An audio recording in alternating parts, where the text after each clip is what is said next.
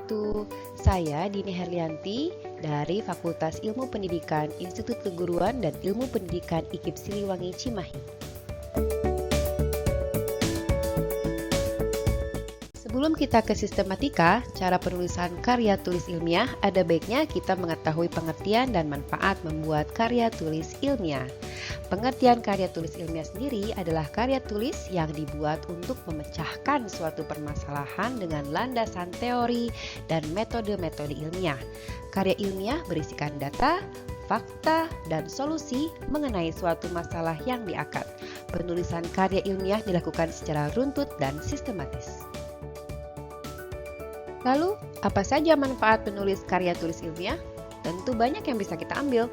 Ada beberapa manfaat penulisan karya tulis ilmiah yang sudah saya rangkum, diantaranya adalah meningkatkan pengorganisasian fakta atau data secara jelas dan sistematis, mengembangkan kemampuan membaca secara lebih efektif, melatih menggabungkan hasil bacaan mengenai teori-teori tentang penelitian dari berbagai sumber, dan mengenalkan penulis pada kegiatan kepustakaan. Berikut ini adalah sistematika cara penulisan untuk membuat karya tulis ilmiah dengan bagian pembuka, bab 1 dengan pendahuluan, bab 2 dengan landasan teori, bab 3 dengan hasil penelitian, dan bab 4 untuk penutup. Pada bagian pembuka, ada baiknya kita mengetahui mengenai cover sampul. Cover sampul berisikan judul karya tulis ilmiah, identitas penyusun, lambang lembaga, dan tahun pembuatan. Lalu berikutnya adalah abstrak. Abstrak sendiri adalah gambaran besar dalam suatu karya tulis ilmiah yang berisikan kata kunci dan judul. Lalu berikutnya ada halaman dan judul sampul. Di bagian halaman judul terdapat penggunaan angka Romawi seperti I, 2I, dan sebagainya. Lalu terakhir adalah halaman pengesahan. Karya tulis ilmiah yang telah diperiksa di sini disetujui lalu disahkan oleh pembimbing dan kepala lembaga. Jangan lupa masih di bagian pembuka diisi dengan kata pengantar yang terdiri atas ucapan syukur, ucapan terima kasih, kritik, harapan, tujuan, dan saran, serta tempat, tanggal, bulan, dan tahun dibuatnya karya tulis ilmiah tersebut. Lalu di daftar isi terdiri atas halaman bab, nomor halaman sub-sub, dan daftar tabel atau gambar dan lampiran. Terdiri atas daftar tabel, gambar, grafik, dan lampiran yang memuat judul tabel dan nomor halaman. Untuk di bab 1 yaitu pendahuluan harus berisikan latar belakang masalah. Di latar belakang masalah ini adalah uraian yang memuat penjelasan mengenai penyebab suatu masalah yang muncul. Lalu selanjutnya ada rumusan masalah. Di rumusan masalah, penjabaran permasalahan yang diangkat dalam bentuk pertanyaan.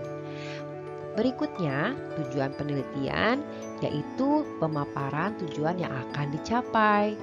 Berikutnya adalah manfaat penelitian. Di sini, penjelasan mengenai manfaat apa yang didapat, diambil, atau dirasakan dari hasil penelitian. Terakhir, di metode penelitian yang memuat 3 hal, yaitu waktu dan tempat penelitian, serta metode pengumpulan data.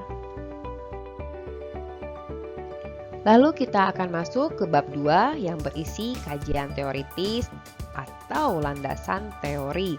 Kajian teoritis tersendiri adalah kumpulan teori yang menyangkut variabel yang diteliti. Landasan teori sendiri adalah kerangka teori yang berisi dalil-dalil ilmiah atau prinsip-prinsip teori yang digunakan dalam analisis masalah atau data penelitian.